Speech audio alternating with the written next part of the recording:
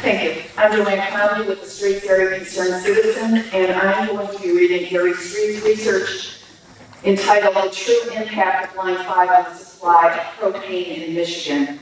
In January of 2016, Brad Shamlaw, Vice President of U.S. Operations for Enbridge, claimed that Enbridge supplies 85% of the propane needs in the Upper Peninsula. Later, he decided they supply 65% of the propane for the UP. The latest Enbridge number of 65% is still too high. Projections made by Lakehead Pipeline Company through 2010, which preceded Enbridge in the ownership of Line 5, put the capacity of the Rapid River propane facility at 47% of the UP propane needs. Regardless of how much propane Enbridge supplies to the UP, it is imperative that UP residents have a reliable, uninterruptible supply of propane. They must never be freezing in the dark.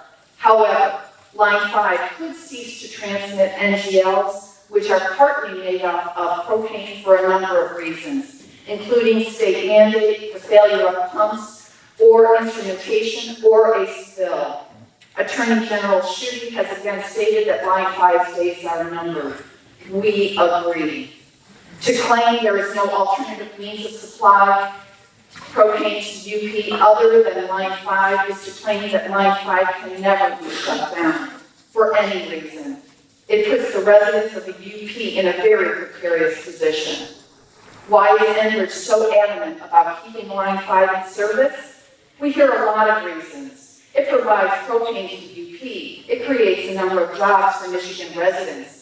It provides significant tax revenues for Michigan communities. It supplies 30% of the gasoline used in Michigan.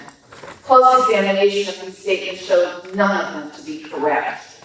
The real reason is to move crude oil and NGLs from Alberta to the huge petrochemical complex at Sarnia, Ontario, and to transport crude oil to Montreal for overseas shipment.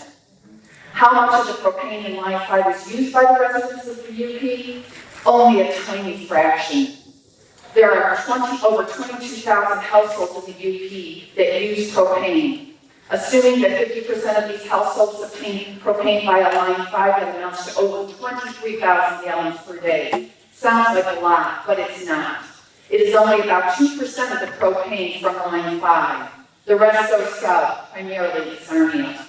Alternatives exist. The UP does not and should not depend solely on Line 5 for propane. Propane is a commodity that can be obtained from many sources besides Line 5. For example, a large propane purification facility exists at Superior, Wisconsin. 3 tank trucks a day departing from Superior could replace the amount of propane now coming from Line 5, or just over 1 rail car per day, using an existing rail connection between Superior and a point near Rapid River. Likewise, other propane suppliers would most certainly be eager to fill the void should Line 5 be shut down. They're already supplying roughly 50% of the needed propane. Lastly, it is the long-term interest of propane customers to have a choice of switching to natural gas or pipeline gas, which is less costly and more reliable. In summary, we must not accept that Line 5 is the only means of supplying propane to a large number of customers in the UP.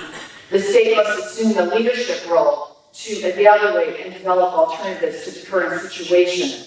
We must not allow Enbridge to claim that Line 5 is the only means of providing propane to the UP. We cannot accept this as justification for exposing the waters of the Great Lakes to an unthinkable environmental disaster. This research calls us to stand up and speak out against Enbridge's alternative facts.